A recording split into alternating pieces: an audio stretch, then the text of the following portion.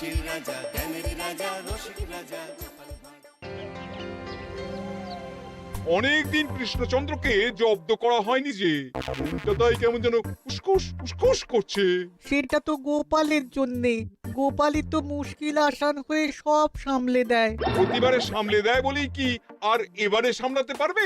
না না না না না, এবার কৃষ্ণচন্দ্র জব্দ হবেই হবে, তবে একটু অন্যরকম ভাবে। আপনার কথাটা তো কেমন অন্যরকম শোনাচ্ছে জাহাপানা।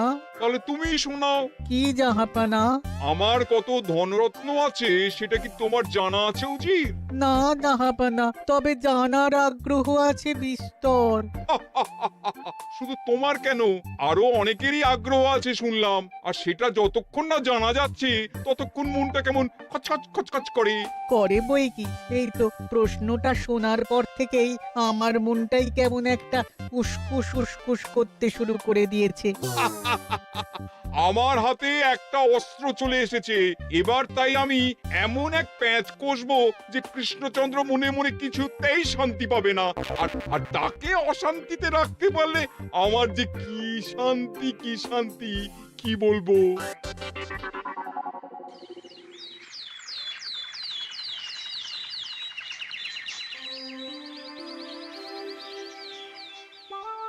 কি যে বলি, মানে এমন আমন্ত্রণ পেলে তো আর না বলা যায় না। যে আমন্ত্রণ পত্র পেয়ে আপনি এত উল্লসিত আনন্দিত, সেই আমন্ত্রণ পত্র কার মহারাজ? আমার অনুমান এই পত্র নিশ্চয়ই নবাবের। তোমার অনুমান একেবারে সঠিক রাজ্যতীষী। উমা, তাই বুঝি আপনি এত খুশি? সব দেখে শুনে আমারও তো খুব আগ্রহ জাগছে।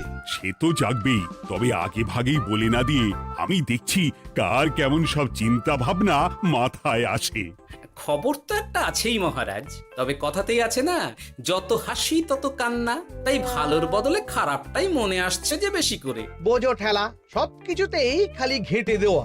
সত্যি গোপাল, আজকাল যেন সবেতেই তুমি নেতিবাচক কথা বলো। এটাই তো গোপালের স্বভাব মহারাজ। সে যাই হোক, গোপালের অকর্মণ্যতা টের পেয়েই বোধহয় নবাব শুধু আমাকে আর মন্ত্রীকে মুর্শিদাবাদে যাওয়ার নিমন্ত্রণ করেছেন।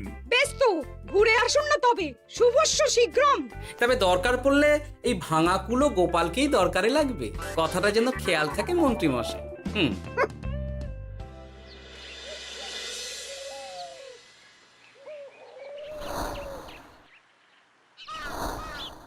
খেয়াল করেছো গিন্নি, আজকাল আমি কেমন কথায় কথায় গোপালকে চুপ করিয়ে দিচ্ছি।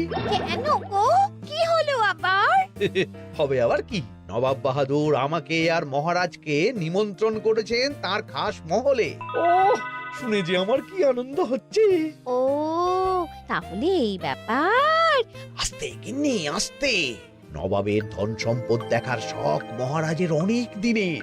আমি শুনেছি নবাবের ওই খাস মহলের ভেতরেই নবাবের গুপ্ত কক্ষ আছে, যেখানে নবাব হীরা জহরত এসব রাখেন। একা তো সেখানে যাওয়া যাবে না, তাই এই মহারাজকে নিয়ে তুমি মুর্শিদাবাদে যাবে? শুধু যাবো তাই নয়, নবাবের গুণকীর্তন করে তার মেজাজ এমন ভালো করব যে নবাব সেখান থেকে কিছু দান খয়রাত করে ফেলবেন আমাকে। তবে না তো কি, গোপাল তো খেতে পাবেই না, গন্ধও শুঁকতে পারবে না। তুমি তো বারবারই চেষ্টা করো গোপালকে সরিয়ে দিয়ে বাজিমাত করতে, কিন্তু শেষ পর্যন্ত চিৎকাত হয়ে যাও। গোপালই তো তখন উদ্ধার করে, সেটা তোমার খেয়াল আছে তো? আমার মাঝে মাঝে সন্দেহ হয় গিন্নি, তুমি তলায় তলায় দল বদল করে গোপালের দলে চলে যাওনি তো?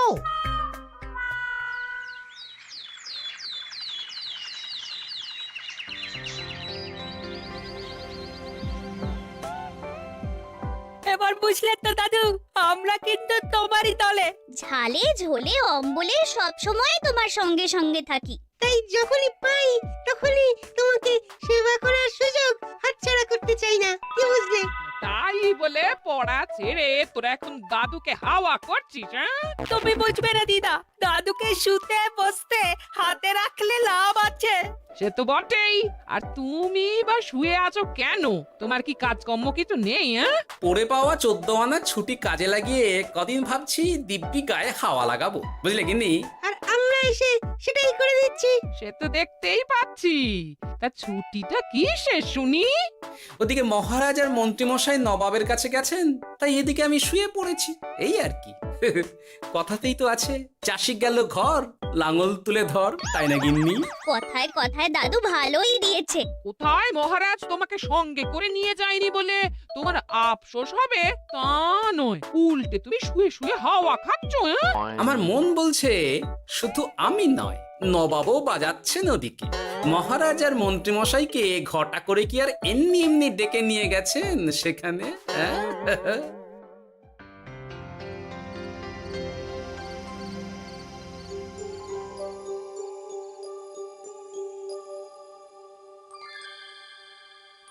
ডেকে নিয়ে এসে নবাব যে ঠিক কি করতে চাইছেন সেটাই তো বুঝতে পারছি না। অত বোঝার কি আছে মহারাজ? খাবো, শোবো আর গুপ্ত কক্ষে ঢুকে নবাবের সঞ্চয় দেখবো, তাহলেই তো হবে। তাই কি আর হবে কে জানে। না না, জানতে তো আমাকে হবে। এখানে এসে তোমাদের কোনো অসুবিধা হচ্ছে কিনা সেটা আমাকে জানতে হবে না? আপনি কিচ্ছু ভাববেন না জাহাপানা, ব্যবস্থা সব করাই আছে। না না, এমনিতে কোনো অসুবিধে নেই, তবে একটা অস্বস্তি হচ্ছে বটে। আসলে মহারাজ বোধহয় মনে মনে ভাবছেন নবাব বাহাদুর নিশ্চয়ই তাকে ডেকে এনেছেন তার গুপ্ত কক্ষে কত মণিমাণিক্য ধন সম্পদ আছে সেটা দেখানোর জন্য। তাই নাকি? মানে এখানকার হিরে, সেখানকার চুনি, অমুক দেশের পান্না, তমুক দেশের মুক্ত। শুধু কি তাই, আরো কত কি। হ্যাঁ হ্যাঁ, সেগুলো যতক্ষণ না দেখতে পাচ্ছেন ততক্ষণ মহারাজ ঠিক স্বস্তি পাচ্ছেন না। এই যে কৃষ্ণচন্দ্রের যে আমার ধন সম্পদ দেখার প্রবল ইচ্ছা আছে সেটা আমার ভালো মতোই জানা আছে। তবে সবাইকে তো সবটা দেখাতে নেই, আর সবার জন্য সবটাও নয়, তাই না? তাই কি জাহাপনা? তাই গুপ্ত কক্ষের ভেতরে কি আছে সেটা না হয় না দেখাই থাক। না না, তোমরা বরং খানা পিনা করো গিয়ে, হ্যাঁ, বিশ্রাম নাও। উচিত তোমাদের খেয়াল রাখবে, কেমন? এই রে, এটা কি হলো? কি আবার হবে? তোমার পাল্লায় পড়ে মান সম্মান সব গেল। এর থেকে আমার কৃষ্ণনগরই ভালো।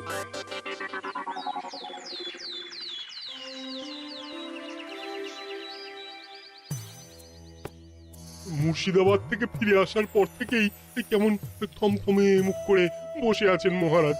ব্যাপারটা কি? হাতির যত্ন কেমন হলো মহারাজ? কোনো ত্রুটি ছিল নাকি? না না, তেমন কিছু নয়, তবে যে উদ্দেশ্যে নবাবের কাছে যাওয়া সেটাই তো সফল হলো না।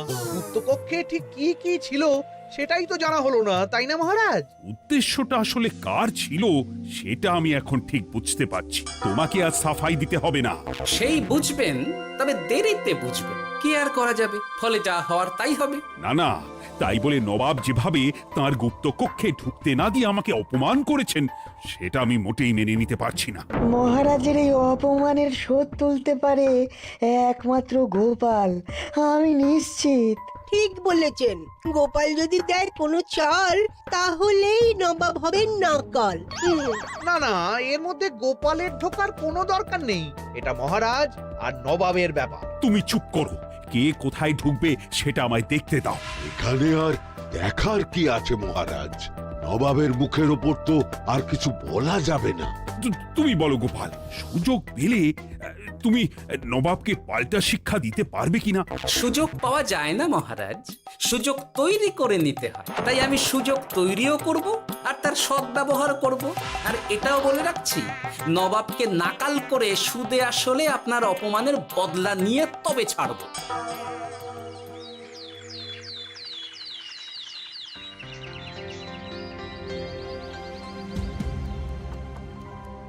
কি হলো জাহাপানা, আপনি যেমনটা চেয়েছিলেন তেমনটাই তো হলো।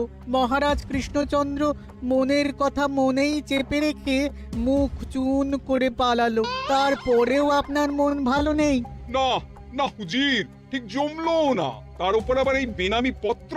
সে কি, মহারাজ কৃষ্ণচন্দ্রকে অপমান করে তাড়িয়ে দেওয়ার পরেও জমলো না? হ্যাঁ, আর কোন পত্রের কথা বলছেন জাহাপানা? কে পাঠিয়েছে, কোথা থেকে পাঠিয়েছে কিছুই বুঝতে পারছি না। তবে দু চার কথা যা লেখা আছে এতে, তাতেই তো চোখ কপালে উঠেছে। আমার খাস মহলের ব্যবস্থাপনায় নাকি ত্রুটি আছে, অতিথি আপ্যায়নে বিস্তর গলদ। সেটা আবার 5 কান? এই না মানে এক কান হলো কি করে? কানাকানি হোক বা না হোক, জানাজানি হতে কিন্তু দেরি নেই। নাও থালা সামলাও, এদিকে গোপালও এসে হাজির। এমনি এমনি কি আর এসেছি জাহাপনা? আসলে মহারাজ এসে আপনার খাসমহলে ছিলেন বটে, তবে যে শয্যায় মহারাজকে শুতে দেওয়া হয়েছিল সেটা ছিল অসমান আর শক্ত। তাই আমি ছুটে এসেছি আপনার এইরকম নিম্নমানের সামগ্রী আর ব্যবস্থাপনা দেখার জন্য। এখানে আবার দেখার কি আছে? সবাই তো জানে নবাবের ধন সম্পদের কথা, এবার না হয় আমি নবাবের দৈন্য দশার কথা জানাবো সবাইকে। এসব কি হচ্ছে কিছুই তো বুঝতে পারছি না। প্রথমে এই পত্র, তারপর গোপালের অভিযোগ এই মাত্র। না না না না, এইরকম হতেই পারে না। কি হতে পারে না জাহাপনা? আমার শয্যায় কোনো গলদ নেই, আর এটা শুধু তুমি চোখেই দেখবে না, একবার শুয়েও দেখবে। আজ রাতটা তুমি আমার খাস মহলেই কাটাবে, আর ওই শয্যাতেই শোবে। হ্যাঁ, এইরকম করবেন না জাহাপানা, গোপালকে বিশ্বাস নেই, কখন যে কি করে ফেলবে তখন দেখবেন মাথা চাপড়াতে হবে। তবে এটাও শুনে রাখো গোপাল, যে গুপ্ত কক্ষ আছে যেখানে হিরে জহরাত প্রসাধনী সামগ্রী ইত্যাদি প্রভৃতি রাখা আছে, তার দরজা কিন্তু কোনো মতেই খুলবে না। সত্যি কথা বলতে কি, সেই গুপ্ত কক্ষ দেখার স্বাদ আমারও ছিল বটে, তবে কি আর করা যাবে, নবাব যেমন বলবেন সেটাই মেনে নিতে হবে। তবে মনটা আনচান করবে, এই আর কি। যাক, গোপালের মনের মধ্যেও অস্বস্তি ঢুকিয়ে দেওয়া গেছে তাহলে। বাবা, ছুঁচ হয়ে ঢোকার সুযোগ পেয়েছি, এবার ফাল হয়ে বেরোবো।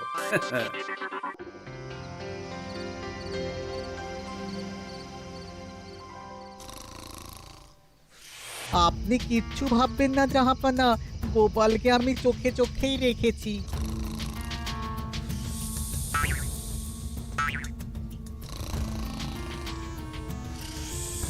কিন্তু দেখে তো মনে হচ্ছে গোপালের শুতে কোনো অসুবিধা হচ্ছে। তা কি করে হয় জাহাপানা? অবশ্য কায়দা করে গোপালের মনে যে গুপ্ত কক্ষের ভাবনা ঢুকিয়ে দিয়েছেন, হতে পারে তার জন্যই সে আনচান করছে।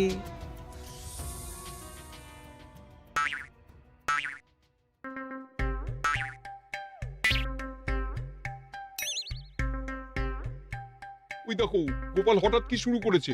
তাই তো, কিন্তু কি করতে চাইছেটা কি? কি হলো গোপাল, কিছু বলবে নাকি? কি আমি কোথায়? ও, এটা তো রাসমহলই মনে হচ্ছে। এখানেই তো তুমি ছিলে, কি মুশকিল। আচ্ছা, তোমার অসুবিধাটা ঠিক কোথায় হচ্ছে বলো তো? না না, শুতে তেমন কোনো অসুবিধা বোঝার আগেই তো অন্য অসুবিধে শুরু হয়ে গেল। আসলে সত্যি সত্যি তো আর গুপ্তকক্ষে ঢুকতে পারিনি, তাই স্বপ্নে ঢুকেছিলাম মনে হলো। তারপর সেখানে ঢুকেই দেখতে পেলাম বস্তা বস্তা ধনরত্ন। আমি তো সেই বস্তার ভেতরে হাত ঢুকিয়ে সেগুলোকেই দু হাত দিয়ে তুলছিলাম। এবার তো বুঝতে পেরেছো যে তুমি স্বপ্ন দেখছিলে। এবার ঠিকঠাক ঘুমো তাহলে।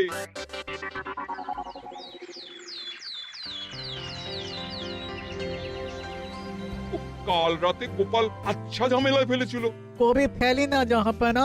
আমাকে নিয়েই আলোচনা চলছে মনে হচ্ছে। ভুল কিছু মনে হয়নি।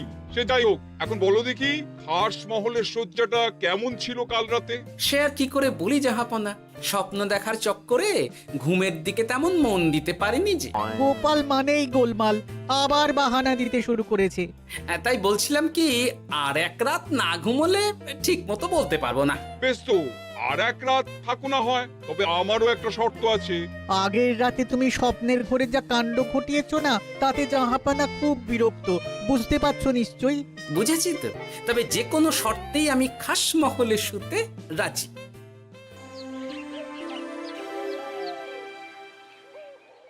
আমার এক কথায় রাজি হয়ে গোপাল নবাবের কাছে ছুটে গেল, কিন্তু কই, এখনো তো ফিরে এলো না। এমনও তো হতে পারে মহারাজ যে নবাব গোপালকে আটকে রেখেছেন। হ্যাঁ, কেন? গোপাল তো দাবি করে যে সে তার বুদ্ধির জোরে যে কোনো বাধা বিপত্তি থেকে বেরিয়ে আসতে পারে। এবার তাহলে ফেঁসে গেল কি করে? না না, গোপালের কোনো বিপদ হবে না, দেখবেন গোপাল এবারেও ঠিক বেরিয়ে আসবে। হ্যাঁ, গোপাল আসবে হেসে হেসে, মহারাজ দেখবেন বসে বসে। আমার ধারণা কিন্তু যে কোনো শর্তেই নবাব গোপালকে শায়েস্তা করেই ছাড়বেন। গোপাল যখন নিজে থেকে নবাবকে খোঁচাতে গেছে তখন আঁচড় তো খেতেই হবে। কি জানে নবাব আবার গোপালকে কিভাবে জব্দ করছেন কি জানি।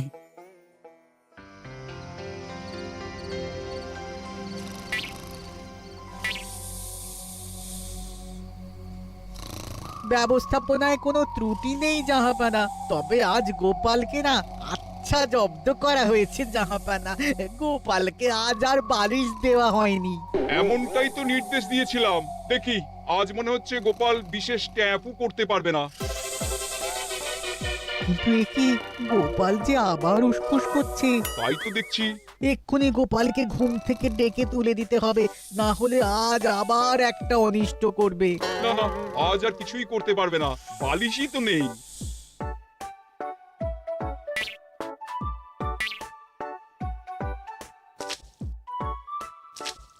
এ কি, গোপাল তো আবার শুরু করে দিয়েছে। ধরো ধরো ধরো, এক্ষুনি ধরো ওকে। আরে ওঠো ওঠো, জেগে ওঠো গোপাল। আরে হচ্ছেটা কি? আজ আবার তোমার কি হলো? এ হে, আজ আবার একটা গন্ডগোল করেছি মনে হচ্ছে। গন্ডগোল বলে গন্ডগোল, জল ছড়িয়ে কি অবস্থা করেছো দেখো। আমার কোনো দোষ নেই, কিন্তু সেই আবার গুপ্তকক্ষের স্বপ্ন এলো আর গোলমাল হয়ে গেল। আজ আবার কেমন স্বপ্ন এলো? গুপ্তকক্ষের যেদিকে আরব আর পারস্য দেশের আতরের সম্ভার ছিল, স্বপ্নে সেই দিকে ঘুরছিলাম আজ। সেগুলো ছড়িয়ে ছড়িয়ে দেখতে দেখতেই স্বপ্ন ভেঙে গেল। বটে, দাঁড়াও, কাল সকালই তোমার ব্যবস্থা হচ্ছে।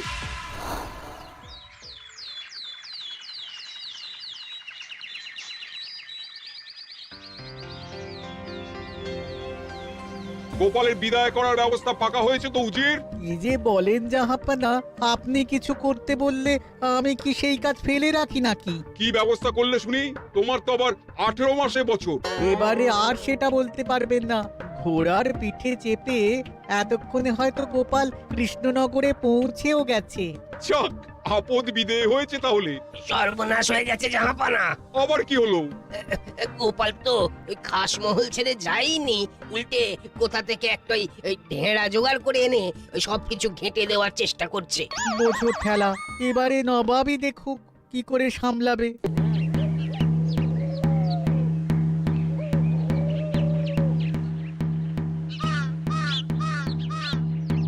শুনুন শুনুন শুনুন। আরে আরে আরে, আরে কি শোনাচ্ছটা কি গোপাল? এখনো শোনাইনি, তবে শোনাবো শোনাবো ভাবছি। সবাইকে জানাতে গেলে এই ঢাড়া পেটানো ছাড়া আর উপায় কি? কিন্তু জানাবেটা কি? এই যে নবাব যে অতিথিদের ডেকে এনে তাদের নিশ্চিন্তে ঘুমোতে দেওয়ার ব্যবস্থা করতে পারেন না, এটা তো সবার জানা দরকার। কি বিপদ! না না না না, এই বদনাম নিয়ে আমি গোপালকে কোথাও যেতে দেবো না। তাহলে কি করতে হবে জাহাপানা? আজ ও রাতে গোপাল খাস মহলে শোবে। এই তো এবার পড়েছেন গোপালের জালে।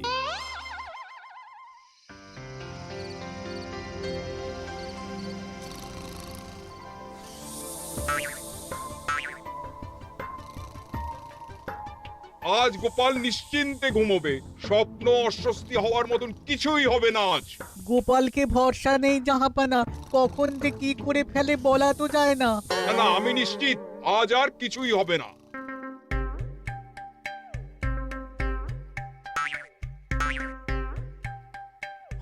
হবে না বলতে বলতেই হতে শুরু করেছে জাহাপানা। আরে ওকে গিয়ে চেপে ধরো এক্ষুনি। ঘুমের ঘোরে আবার কি করছো গোপাল? এবার আবার কি হয়েছে? আবার কি স্বপ্ন দেখছিলে নাকি? কি মুশকিল হলো বলুন তো দেখি। গুপ্তকক্ষে ঢুকতে পারিনি, কিন্তু তার স্বপ্ন দেখা তো থামছে না। তার মানে? আজ স্বপ্নে দেখছিলাম গুপ্তকক্ষের একদিকে দামি দামি রেশমি কাপড়, মসলিনের বিপুল সম্ভার, ওই সেগুলোই টেনে টেনে দেখছিলাম আর কি। তাই বলে পর্দা ধরে টানাটানি করতে হবে? ওই দেখুন, ওগুলোকেই তো মসলিন ভাবলাম। না না না না, এবার আমি মনে মনে স্থির করে ফেলেছি এই ঝামেলা থেকে বেরোবার একটাই উপায়, আর সেটাই এবার আমি করব।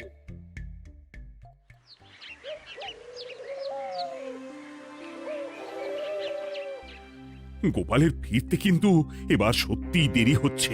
দেখুন, হয়তো গোপাল বেশি বাহাদুরি দেখাতে গিয়ে ফেঁসে গেছে। ফেঁসে নয়, এই যে কেমন হেসে হেসেই এসেছি দেখুন। এই তো গোপাল ফিরে এসেছে। শুধু ফিরেই আসেনি, তার সঙ্গে আরেকটা সুসংবাদও নিয়ে এসেছি। হ্যাঁ, সেটা আবার কি? আমার প্যাঁচে পড়ে নবাব শেষ পর্যন্ত বাধ্য হয়েছেন গুপ্তকক্ষ খুলে দিতে, সঙ্গে কিছু উপঢৌকনও দিয়েছেন। ব্যাপারটা ঠিক কেমন করে কি হলো বলো দেখি। বলছি মহারাজ, নবাব বাহাদুর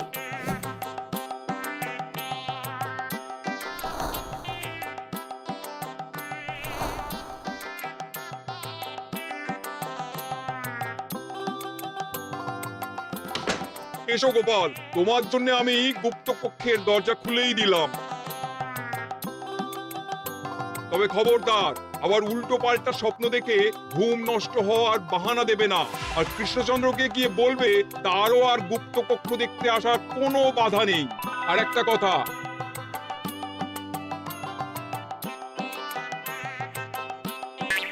এইসব নিয়ে খুশি থাকো, তবে নবাবের খাস মহলের নিন্দে করে আবার ঢেঁড়া পিটিও না যেন।